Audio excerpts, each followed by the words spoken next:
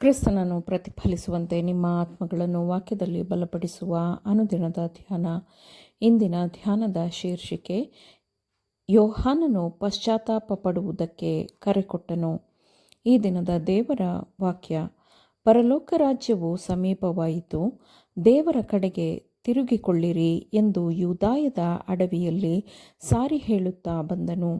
ಮತ್ತಾಯ 3ನೇ ಅಧ್ಯಾಯ 2ನೇ ವಚನ. ಸ್ನಾನಿಕನಾದ ಯೋಹಾನನು ತನ್ನ ನಿರ್ಜನ ಭೂಮಿಯ ಜೀವನದಲ್ಲಿ ದೇವರ ಬಗ್ಗೆ ಕಲಿಸಲ್ಪಟ್ಟನು. ಅವನು ಪ್ರಕೃತಿಯಲ್ಲಿನ ದೇವರ ಪ್ರಕಟಣೆಗಳನ್ನು ಅಧ್ಯಯನ ಮಾಡಿದನು. ದೈವಿಕ ಆತ್ಮದ ಮಾರ್ಗದರ್ಶನದಲ್ಲಿ ಅವನು ಪ್ರವಾದಿಗಳ ಬರಹದ ಸುರುಳಿಗಳನ್ನು ಅಧ್ಯಯನ ಮಾಡಿದನು. ಹಗಲು ರಾತ್ರಿ ಅವನ ಮನಸ್ಸು, ಹೃದಯ ಮತ್ತು ಆತ್ಮವು ಅದ್ಭುತವಾದ ದರ್ಶನದಿಂದ ತುಂಬುವವರೆಗೂ ಅವನ ಅಧ್ಯಯನದ ವಿಷಯವು ಕ್ರಿಸ್ತನೇ ಆಗಿದ್ದನು. ಕ್ರಿಸ್ತನೇ ಅವನ ಧ್ಯಾನವಾಗಿತ್ತು. ಅವನು ರಾಜನನ್ನು ರಾಜನ ಸಂಪೂರ್ಣವಾದ ಸೌಂದರ್ಯದಲ್ಲಿ ನೋಡಿದನು ಮತ್ತು ಅವನಲ್ಲಿ ಸ್ವಾರ್ಥವು ಮರೆಯಾಯಿತು. ಅವನು ಪರಿಶುದ್ಧತೆಯ ಮಹಿಮೆಯನ್ನು ನೋಡುತ್ತಾ ತನ್ನನ್ನು ತಾನು ಅಸಮರ್ಥನು, ಅನರ್ಹನು ಎಂದು ತಿಳಿದುಕೊಂಡನು. ಅವನು ದೇವರ ಸಂದೇಶವನ್ನು ಪ್ರಕಟಪಡಿಸಬೇಕಿತ್ತು. ಅವನು ದೇವರ ಬಲದಲ್ಲಿ ಮತ್ತು ದೇವರ ನೀತಿಯಲ್ಲಿ ನಿಲ್ಲಬೇಕಿತ್ತು. ಅವನು ದೈವಿಕತೆಯನ್ನು ಮಾತ್ರ ನೋಡುತ್ತಿದ್ದ ಕಾರಣ ಅವನು ಮಾನವರಿಗೆ ಭಯಪಡದೆ ಪರಲೋಕದ ಸಂದೇಶದೂತನಾಗಿ ಹೊರಡಲು ಸಿದ್ಧನಿದ್ದನು. ಅವನು ರಾಜಾಧಿರಾಜನಿಗೆ ಮಾತ್ರ ತಲೆಬಾಗಿಸಿದ್ದ ಕಾರಣ ಲೌಕಿಕ ರಾಜರ ಎದುರಿನಲ್ಲಿ ಅವನು ನಿರ್ಭಯನಾಗಿ ನಿಲ್ಲಬಲ್ಲವನಾಗಿದ್ದನು.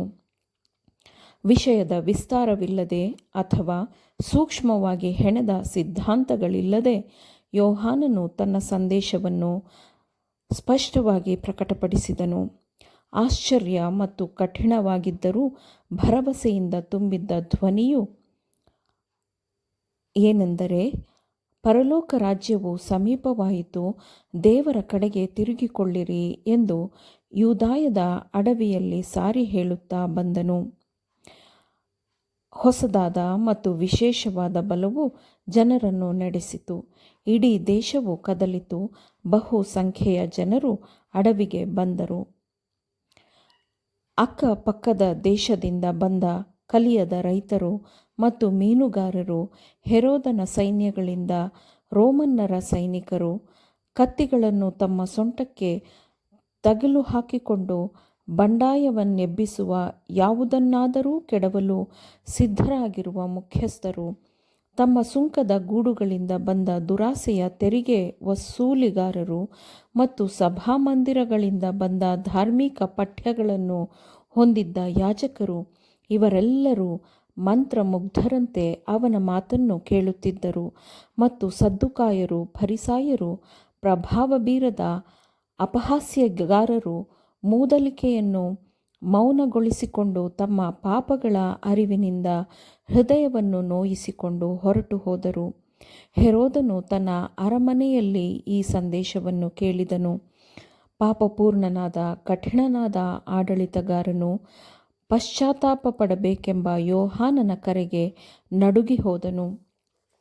ಈ ಕಾಲದಲ್ಲಿ, ಅಂದರೆ ಪರಲೋಕದಿಂದ ಮೇಘರೂಢನಾಗಿ ಯೇಸು ಕ್ರಿಸ್ತನು 2ನೇ ಸಾರಿ ಭೂಲೋಕಕ್ಕೆ ಬರುವ ಮುಂಚೆ ಯೋಹಾನನು ಮಾಡಿದಂತಹ ಕೆಲಸವನ್ನು ಮಾಡಬೇಕಿದೆ. ಕರ್ತನ ಆ ಮಹಾದಿನದಲ್ಲಿ ದೃಢವಾಗಿ ನಿಲ್ಲುವಂತಹ ಜನರನ್ನು ಸಿದ್ಧಪಡಿಸುವಂತಹ ಮಾನವರಿಗಾಗಿ ದೇವರು ಕರೆ ಕೊಡುತ್ತಿದ್ದಾನೆ. ಜನರಾಗಿ ನಾವು ನಿನ್ನ ದೇವರ ಬರುವಿಕೆಗೆ ನಿನ್ನನ್ನು ಸಿದ್ಧ ಮಾಡಿಕೋ ಎಂಬ ಸಂದೇಶವನ್ನು ಹೊಂದಿಕೊಳ್ಳಬೇಕು ಮತ್ತು ಸಾರಬೇಕು. ನಮ್ಮ ಸಂದೇಶವು ಯೋಹಾನನ ಸಂದೇಶದಂತೆ ನೇರವಾಗಿರಬೇಕು. ಅವನು ರಾಜರನ್ನು ಅವರ ಅಕ್ರಮಗಳಿಗಾಗಿ ಖಂಡಿಸಿದನು. ಅವನ ಜೀವನವು ಅಪಾಯದಲ್ಲಿದ್ದರೂ ಅವನು ದೇವರ ವಾಕ್ಯವನ್ನು ಗಟ್ಟಿಯಾಗಿ ಹೇಳುವುದಕ್ಕೆ ಹಿಂಜರಿಯಲಿಲ್ಲ. ಮತ್ತು ಈ ಕಡೆಯ ಕಾಲದಲ್ಲಿ ನಮ್ಮ ಕೆಲಸವನ್ನು ನಾವು ನಿಷ್ಠೆಯಿಂದ ಮಾಡಬೇಕಿದೆ. ಯೋಹಾನನು ನೀಡಿದಂತಹ ಸಂದೇಶವನ್ನು ನಾವು ನೀಡಬೇಕಾದರೆ ಅವನಿಗಿದ್ದಂತಹ ಆತ್ಮೀಕವಾದ ಅನುಭವವು ನಮ್ಮದಾಗಿರಬೇಕು. ಅದೇ ಕೆಲಸವು ನಮ್ಮಲ್ಲೇ ಆಗಬೇಕು. ನಾವು ದೇವರನ್ನೇ ನೋಡಬೇಕು ಮತ್ತು ಆತನನ್ನು ನೋಡುತ್ತಾ ನಮ್ಮ ಮೇಲಿನ ದೃಷ್ಟಿಯನ್ನು ಕಳೆದುಕೊಳ್ಳಬೇಕು. ಮಾನವತ್ವದಲ್ಲಿ ಇರುವಂತಹ ಸ್ವಾಭಾವಿಕವಾದ ದೋಷಗಳು ಮತ್ತು ದೌರ್ಬಲ್ಯಗಳು ಯೋಹಾನನಲ್ಲೂ ಇತ್ತು. ಆದರೆ ದೈವಿಕ ಪ್ರೀತಿಯ ಸ್ಪರ್ಶವು ಅವನನ್ನು ಪರಿವರ್ತಿಸಿತು. ಆಮೇನ್. ದೇವರ ವಾಕ್ಯಗಳನ್ನು ಶ್ರದ್ಧೆಯಿಂದ ಆಲಿಸುವವರು ಮಾತ್ರವೇ ಆಗಿರದೆ ಪಾಲಿಸುವವರು ಆಗಬೇಕೆಂದು ನಿಮ್ಮನ್ನು ಉತ್ತೇಜಿಸುತ್ತೇನೆ. ಪರಿಶುದ್ಧಾತ್ಮನ ಸಹಾಯದಿಂದ ಆಲಿಸಿದ ನಿಮ್ಮೆಲ್ಲರಿಗೂ ಧನ್ಯವಾದಗಳು. ಮತ್ತೆ ದೈನಂದಿನ ಧ್ಯಾನಕ್ಕಾಗಿ ನಾಳೆ ಸಂಧಿಸೋಣ. ಆಮೇನ್.